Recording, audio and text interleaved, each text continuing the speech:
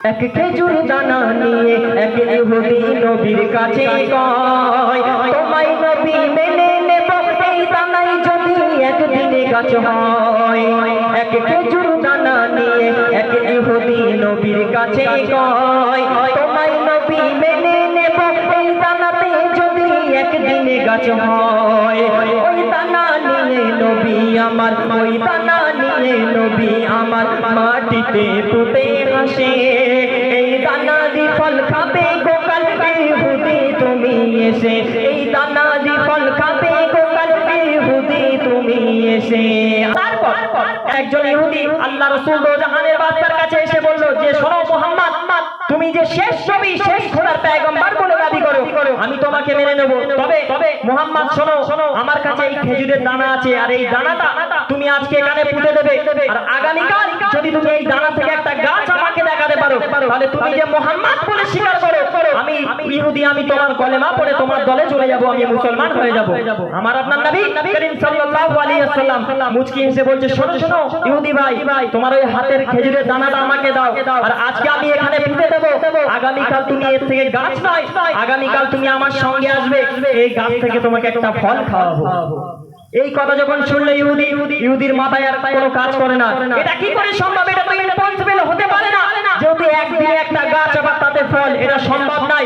ইহুদি যখন ঘরের দিকে আস্তে আস্তে যাচ্ছে, চিন্তা করছে মুহাম্মদ যদি সেই ইসলাম, মুহাম্মদ যদি সেই পাথরকে কলেমা পড়াতে পারে, আসমানের চাঁদকে দুটুকরো করতে পারে, তাহলে তার কাছে এটাও কোনো অসম্ভব কোনো ব্যাপার নয়। যখন এই কথা চিন্তা করলো, সেখানে আরো কি হলো, কবি ছন্দের মাধ্যমে আরো কি লিখছে দেখেন। এক খেজুর দানা নিয়ে এক ইহুদি নবীর কাছে কয়, তোমায় নবী মেনে নেব এই দানাই যদি একদিনে গাছ হয়। এক খেজুর দানা নিয়ে এক ইহুদি নবীর কাছে কয়, তোমায় নবী মেনে নেব এই দানাতে যদি একদিনে গাছ হয়।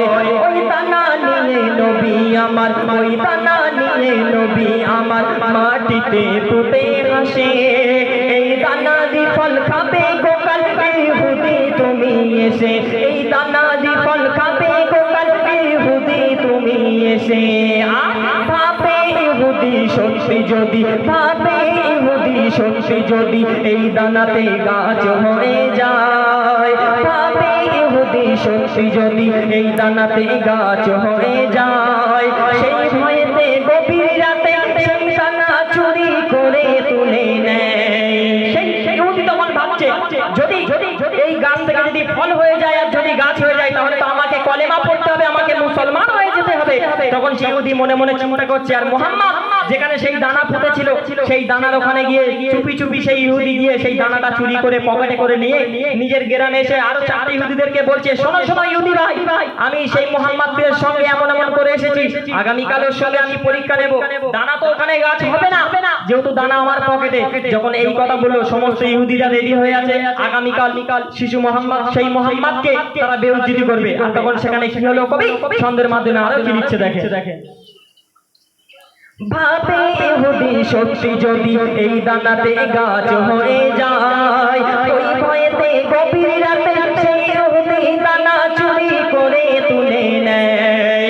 পরের দিনে সেই ইহুদি নবীর সাথে গাছ দেখতে যায়, গিয়ে দেখে সে তাই গাছ হয়ে ফল ভরে যায়। নবী তাকে নিজের হাতে সে গাছের খেজুর খেতে দেয়।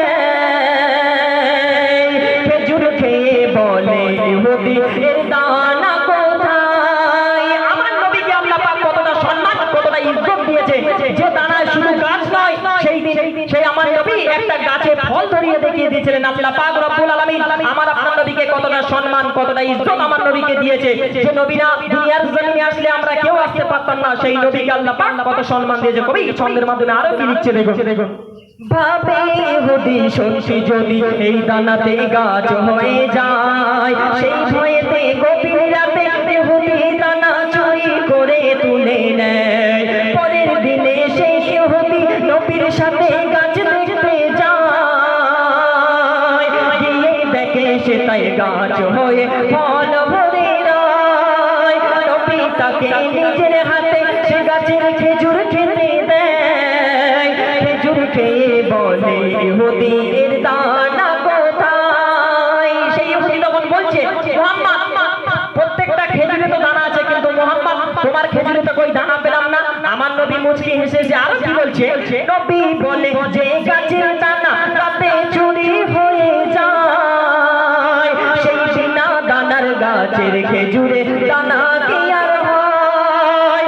ইহুদি তখন স্বীকার করে, ইহুদি তখন স্বীকার করে তোর নবীর কাছে ভুল। আর কি বলে, তুমি খোদার সত্যি নবী মুহাম্মদ রাসূল, তুমি খোদার সত্যি নবী মুহাম্মদ রাসূল। আমিনার দোলায় দেখো দোলে নীলের ফুল, দুনিয়া ঘুরে পাবে না গো যার সমতল। সে আশার পরে পড়ছে দেখো, আশার পরে পড়ছে দেখো সারা জগৎ গোল। কি বলে, লা ইলাহা ইল্লাল্লাহু মুহাম্মদ রাসূল, লা ইলাহা ইল্লাল্লাহু মুহাম্মদ রাসূল। মা আমিনার দোলায় দেখো দোলে নীলের ফুল, আর দুনিয়া ঘুরে পাবে না গো এমন সোনার ফুল। পিতার ছায়া ছিল না মাথায় নবী জন্ম নিল যখন, শুধু ছিল মা আমিনা ছিল না ভাই বোন, শুধু ছিল মা আমিনা ছিল না ভাই বোন। আমার নবী যেদিন মা আমিনার ঘরে তাশরীফ নিয়ে এলেন, সেই দিন মা আমিনা ভাবছে, আল্লাহ পাক আমি তো গরীব, আমি এই শিশু সন্তানকে কেমন করে লালন পালন করব। সেই সময় মা আমিনার ঘরে জিবরিল আমিন আলাইহিস সালাম তিনি খবর দিলেন। কি খবর দিলেন কবি ছন্দের মাধ্যমে আরো কি লিখছে দেখে, পিতার ছায়া ছিল না মাথায় নবী জন্ম নিল যখন, শুধু ছিল মা আমিনা ছিল না ভাই বোন, শুধু ছিল মা আমিনা ছিল না ভাই বোন।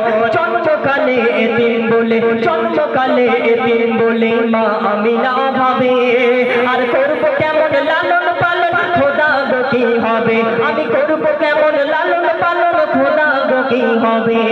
তখন গায়ে দিয়ে এক খবর এলো, শোনো আমিনা বিবি,